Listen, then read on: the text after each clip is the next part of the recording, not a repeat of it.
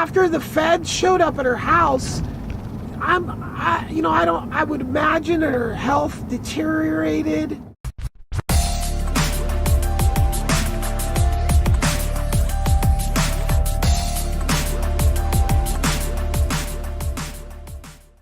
Hi, welcome to another video. Hello, my name is Guda, and I tell stories about my life, autobiography style.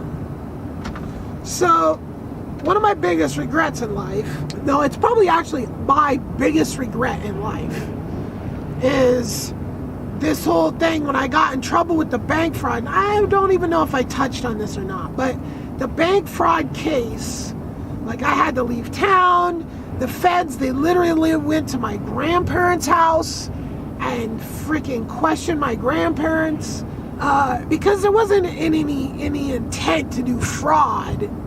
It was the fact, and I'm just, all these stories are fully told. This is just a part. So there was no intent to do fraud.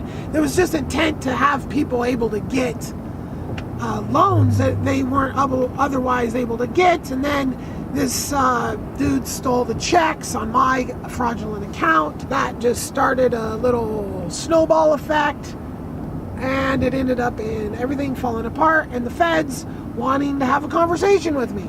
And I basically stayed out of communication with my family and everybody for the next, I don't remember how old I was. So all that shit went down. Maybe I was like 23, and then maybe I was like 20. So maybe a couple years had gone by, maybe-ish. And then I got arrested. I told that story, how I was in my girlfriend's apartment and the cops came in there and literally came right into her apartment. And at that point, I didn't have any more warrants. I literally had all my warrants that were my big driving factor of not contacting my family, which was just stupid. I immediately head over to my grandparents' house, or actually I called. Their number was the same. Their number was the same for freaking ever. I still remember the phone number too. Grandpa says, oh, you better come over. And so I went over there and I'm like, where's Grandma? And Grandma had died. Grandma had died probably right in between, however long it had been that I'd been out of touch. And I honestly freaking blame, Grandma was super bad health. Grandma would wake up, smoke cigarettes, drink coffee, watch TV, play cribbage. My grandparents, they grew up in the Depression, so they were just used to eating my grandpa would just wake up and eat Wheaties, which, being a blood type O and living on gluten is just, now we know all these things are super bad for you. Super unhealthy lifestyle. I mean, my grandma smoked 2 packs of cigarettes a day or some shit. Grandpa smoked cigars. And right before all this really bad shit happened, I was living at their house and I left right as Grandma was gonna have some serious surgeries and be bedridden right in the living room. And it was I couldn't fucking handle it. I'm such a fucking lame person that I couldn't fucking stay there and do all that stuff. My grandpa wanted me to do a nurse type of shit. And it's just fuck, I can't do this shit. I can't. I don't have it. I don't have what it takes. I'm a horrible person, and I was, and I knew all that shit was coming, and that's why I really wasn't over there. But then after the feds showed up at her house, I would imagine her health deteriorated super fast from stress, because She literally, like, I was her favorite thing in the world.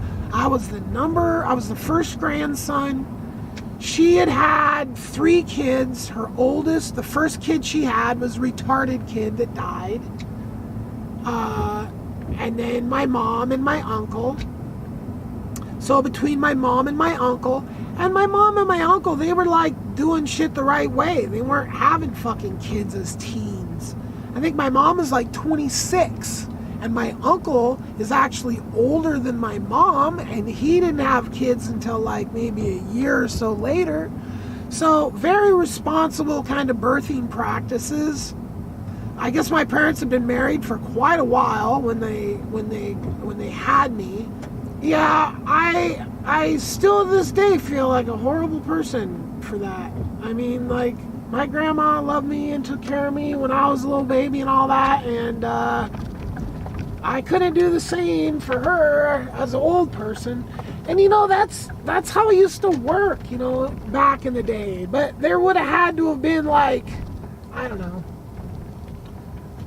There was just never any, that wasn't the type of family life we had. So, R.I.P. Grandma, I love you. And that's pretty much the story of how I fucked up my grandma's. You know, when I got out of, when I got out of my grandpa's house, I wasn't long before I started putting flowers on my grandma's grave. And I did it after I got out of prison, and it's been a while. I actually had a studio right down the street and drove, and my house that I just sold wasn't far. I would literally drive, and my office I had was like, all these things are like right around the cemetery where my uncle and my grandma and grandpa were buried, and I drive by it all the time. And, you know, and I've dropped flowers there in my whole life 2 or 3 times. So, yeah, it's a very sad thing. All right, like, subscribe, have a great day.